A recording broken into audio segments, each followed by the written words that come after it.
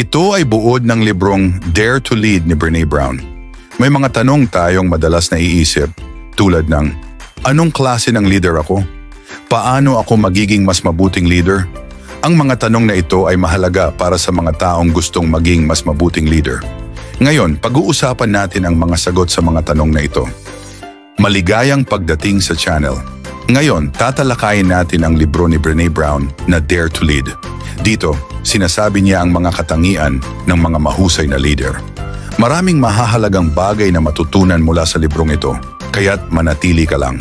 Sabi ni Brené, mahalaga ang pagiging totoo, ang pagiging bukas, at ang pagtutok sa iyong mga prinsipyo para sa mabisang pamumuno.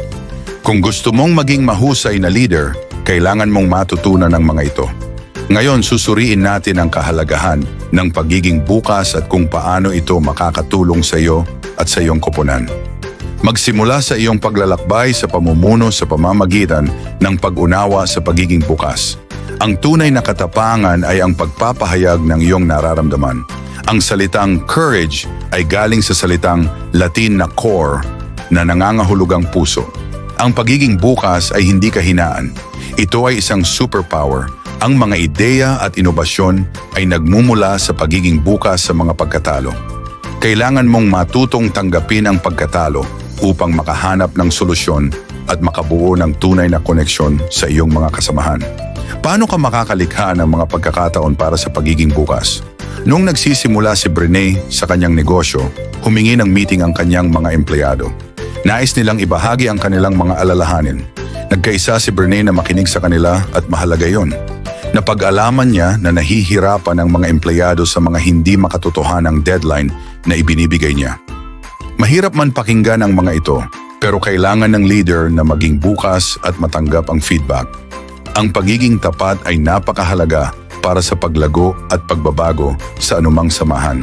Maaari kang magtakda ng regular na check-in kasama ang iyong koponan. Halimbawa, maglaan ng oras tuwing linggo para pag-usapan ang mga alalahanin at magtanong.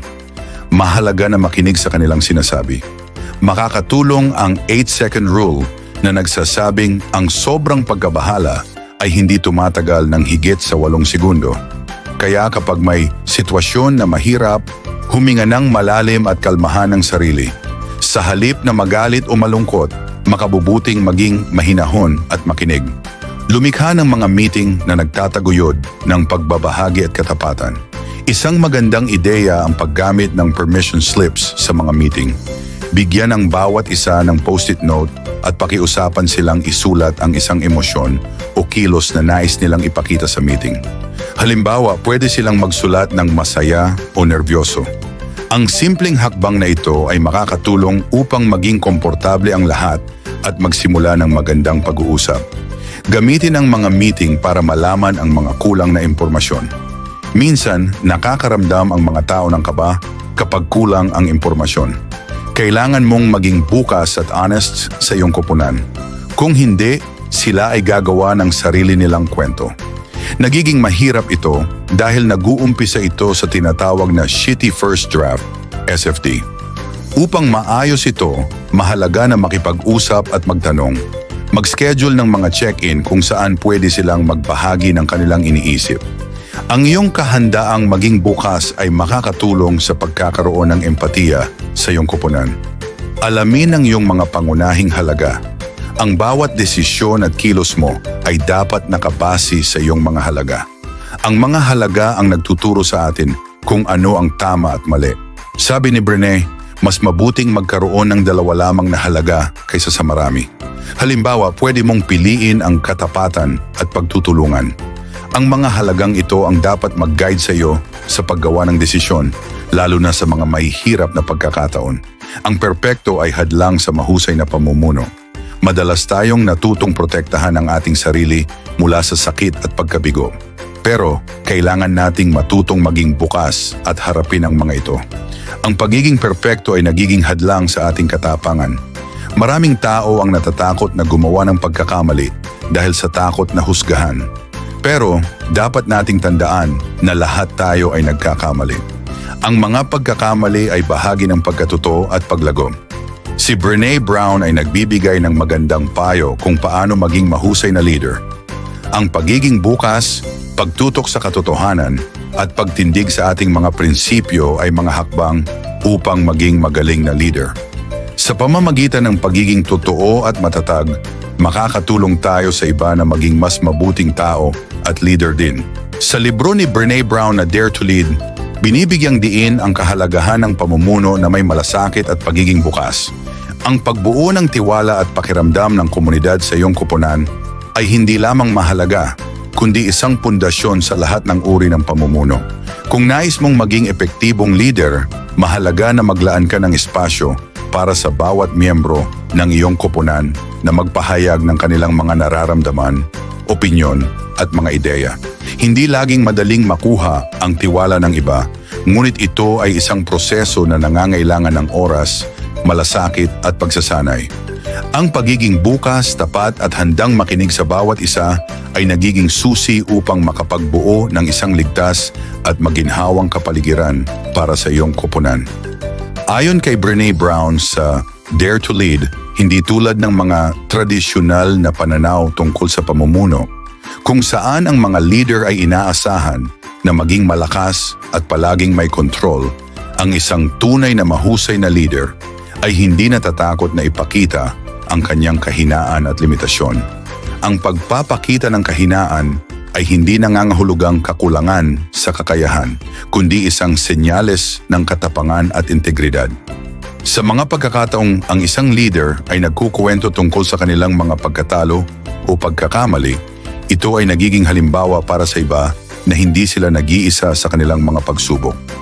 Binibigyan nito ang mga miyembro ng koponan ng pagkakataon na magbukas ng kanilang mga isip at puso at mas lalo silang nakakaramdam ng koneksyon at pagkakaisa sa bawat isa.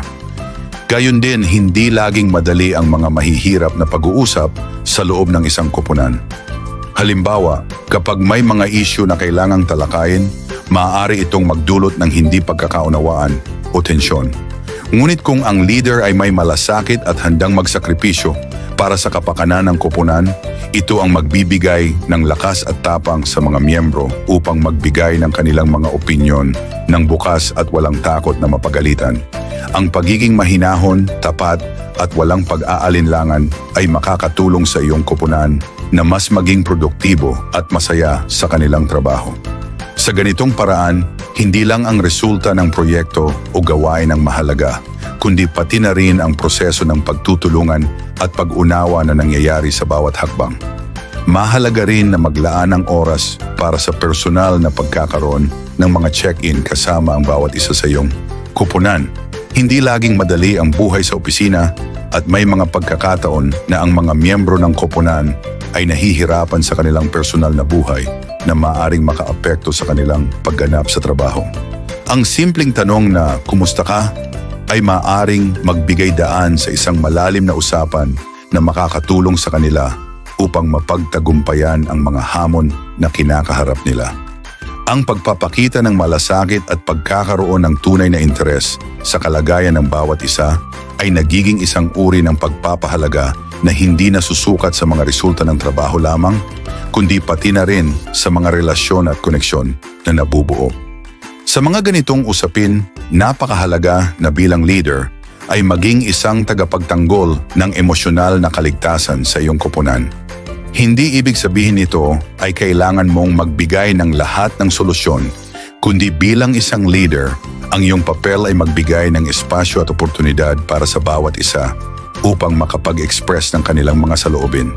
Kung ang mga miyembro ng koponan ay nakakaramdam ng emosyonal na kaligtasan, ibig sabihin, sila ay may tiwala sa isa't isa at sa kanilang leader. Nakakatulong ito hindi lamang sa kanilang pagpapabuti bilang isang team, kundi pati na rin sa kanilang personal na pag-unlad. Minsan, ang pinakamagandang hakbang na magagawa mo bilang leader ay ang hindi basta magbigay ng mga sagot, kundi ang magtanong. Ipagpalagay mo na may mga miyembro ng koponan na hindi komportable o nahihirapan sa pag-express ng kanilang mga opinyon. Sa ganitong mga pagkakataon, mahalaga na magpakita ng pag-unawa at magbigay ng tamang oras at espasyo upang marinig ang kanilang boses. Ang isang open-ended na tanong tulad ng, "Ano ang nakikita mong maaaring pagbutihin sa ating proseso?" o paano kita matutulungan sa iyong kasalukuyang sitwasyon ay hindi lamang nagpapakita ng iyong malasakit, kundi nagiging pagkakataon din ito upang mapagtibay ang kultura ng pagbubukas at kolaborasyon sa koponan. Sa huli, ang pamumuno ay hindi lamang tungkol sa pagkakaroon ng kontrol at pagpapakita ng lakas, kundi ang pagbibigay halaga sa bawat miyembro ng koponan. Kapag ang mga miyembro ng koponan ay nararamdaman na sila ay pinahahalagahan at may pakialam sa kanilang kalagayan, mas magkakaroon sila ng dedikasyon at malasakit sa kanilang trabaho. Ang mga relasyon sa loob ng koponan ay mahalaga sa tagumpay ng anumang samahan.